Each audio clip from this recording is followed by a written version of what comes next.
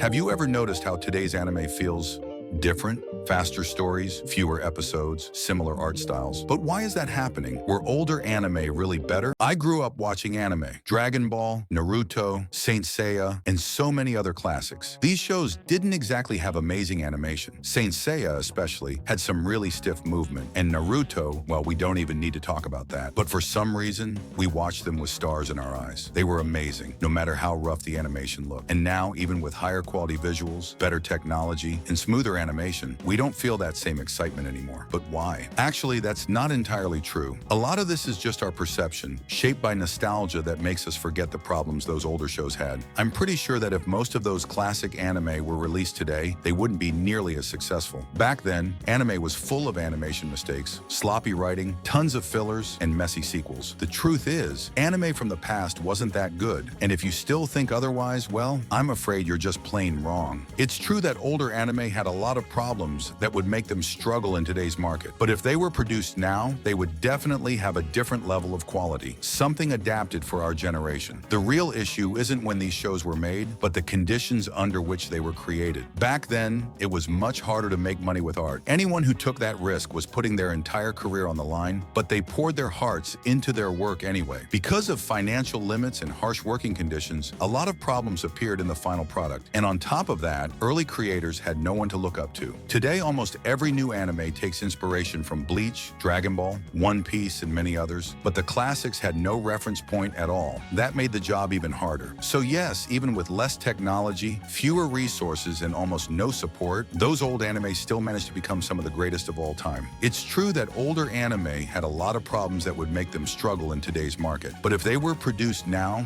they would definitely have a different level of quality, something adapted for our generation. But what exactly is the problem with modern anime? After all, we do have some amazing shows being made today, like Jujutsu Kaisen, Frieren, Dr. Stone, and Demon Slayer. I'm not saying everything today is terrible. However, if you take a closer look at which anime are actually good, you'll notice something. There are only a few truly great ones compared to the massive number being released every season. Most of the anime we see nowadays are just forgettable. Every season, studios pump out a huge amount of new titles, but so many of them feel meaningless, with no impact or relevance. It's like the industry became so obsessed with quantity that they completely forgot about quality. Not to mention that if we take a look around, anime today is getting shorter and shorter. Jujutsu Kaisen felt like it started just yesterday, and it's already been over a year since it ended. Demon Slayer is the same way. These shows are getting shorter and shorter, and that's another problem. Short series just don't have enough time to leave a real mark on people. Today's generation won't really know what it's like to have an anime become a big part of their childhood. The truth is, this constant consumer demand for more and more anime has actually weakened our creators. Today, the industry is always chasing something new, so studios have to pump out fresh titles just to please publishers and keep sales high. People nowadays aren't used to long-running shows anymore, and anything past 100 episodes is almost guaranteed to flop. But you might say I'm wrong. After all, there's One Piece, which has over 1,000 episodes and is still a global phenomenon. It sells more than almost any other anime in history. Another example is Dragon Ball, a relatively long series that succeeds in pretty much everything it does. But those are exceptions, older anime that captured the hearts of entire generations. Because they made such a huge impact on people, fans stay connected to the story and its characters, refusing to stop watching. I can say the same about myself. I've watched both since I was a kid, and I never stopped. I'm still completely in love with them today. The truth is, no matter the era, money has always been a problem in the anime industry. In the past, some shows were completely ruined because of it. Take Death Note, for example. We ended up with an entire extra season simply because the publishers didn't want the story to end while it was still making a lot of money. They pressured the author to keep going, and as a result, we got a second half that was dragged out, with less charm and far less action than we wanted. One of the greatest shows ever made suddenly became boring. We also have the case of Bleach. Money didn't directly hurt the animation quality, but it did cause something really annoying to happen. The Bleach manga has many chapters that are mostly fight scenes and silent panels, which means the anime would have caught up way too quickly. To avoid that, the studio filled the show with non-canonical episodes, repeated scenes, and pointless moments just to buy time. And because of that, an amazing series ended up feeling much less impressive than it should have been. In the last few decades, one of the least talked about but most impactful factors behind the change in anime quality is the decline of experienced writers in the industry. Back in the 80s, 90s, and even the early 2000s, many anime were written, directed, and supervised by veteran artists. These professionals didn't just have technical knowledge, they had life experience, cultural background, literary education, and practice with long-form storytelling. These names didn't just appear overnight. They came from artistic schools and built careers in manga, radio, theater, advertising, and even journalism. All of that enriched the way they built themes, moral dilemmas, and the emotional development of their characters. Today, on the other hand, many new writers entered the industry way too early, often right after high school, with very little life experience, few references outside of other anime, and most importantly, under enormous market pressure. This results in stories that feel shallow, rushed, and lacking reflection. On top of that, the modern anime industry has completely changed its work structure. Projects are increasingly outsourced, production schedules are insane, and writers simply don't have the time to experiment, make mistakes, rewrite, and mature a script properly. Companies prioritize constant releases to stay relevant on streaming platforms, which turns writers into assembly line workers, focused on delivering something, anything, under impossible deadlines. Another problem is that many veteran creators are retiring, getting sick, or simply moving on to other industries, mostly because the pay has never been fair and the workload has always been brutal. At the same time, new writers are growing up in an oversaturated environment with pre-packaged storytelling formulas, recycled references, and constant comparison to massive classics. This creates creative insecurity, making them avoid narrative risks that could actually revolutionize the industry. The lack of experienced mentors makes things even worse. In the past, newcomers learned side by side with masters, exchanged ideas inside physical studios, and evolved through real, constructive criticism. Today, most of that process is isolated, digital, and fragmented. Because of that, we end up with stories that feel derivative, with no unique identity, written out of fear of disappointing social media audiences or investors. Some promising writers do appear, but the pressure for speed prevents them from leaving a real mark. And as long as the market continues prioritizing quantity over depth, we'll hardly see new creative minds like Yoshiyuki Tomino, Hideaki Anno, Gen Urobuchi, or other legendary authors who shaped an entire era. In the end, the decline of experienced writers isn't just about the industry getting older. It's a symptom of the lack of time, support, and basic humanity inside it. And that directly affects the spark we feel when we watch a truly unforgettable anime. And what about you? What's your opinion? Are modern anime really losing their quality, or are they actually getting better? Let me know what you think.